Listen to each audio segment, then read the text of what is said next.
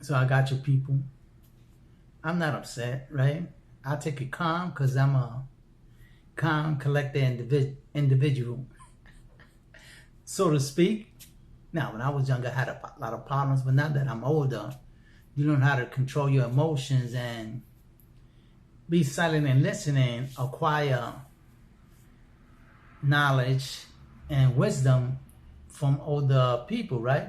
And I don't mean just from one particular person, from all kinds of walks of life.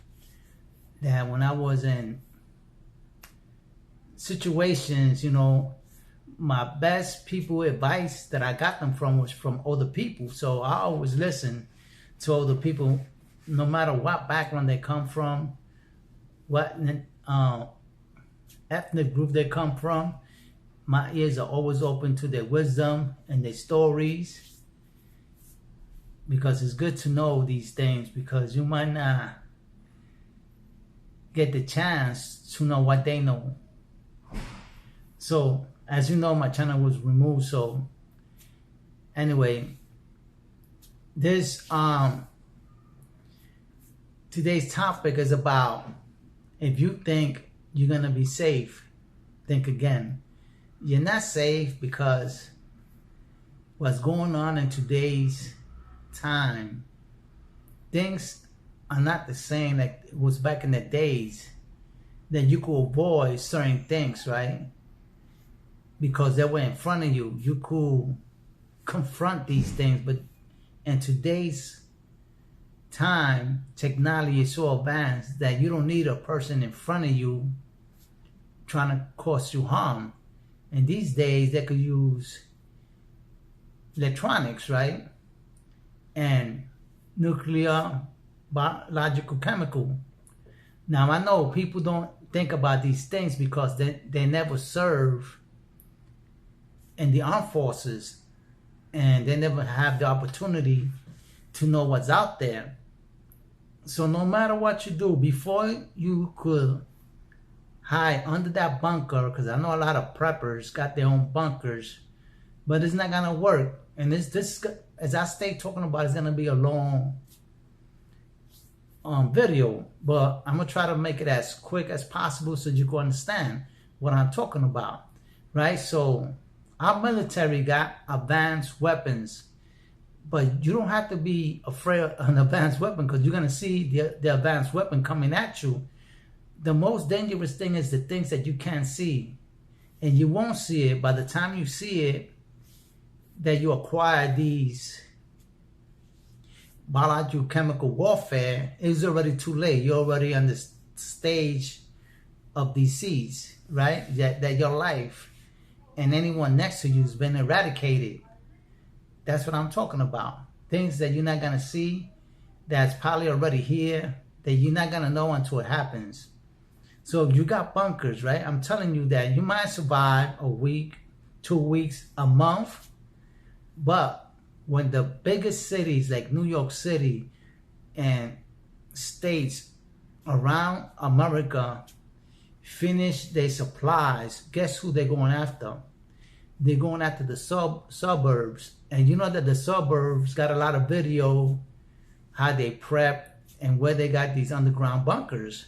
It doesn't matter if you escape. If you're under a bunker, you're going to stay in that bunker, because the day you come out, you're going to be attacked, because the people that are coming after you already wasted their resources. See, in New York City, if things happen, get out of chaos, people are going to be looting, robbing.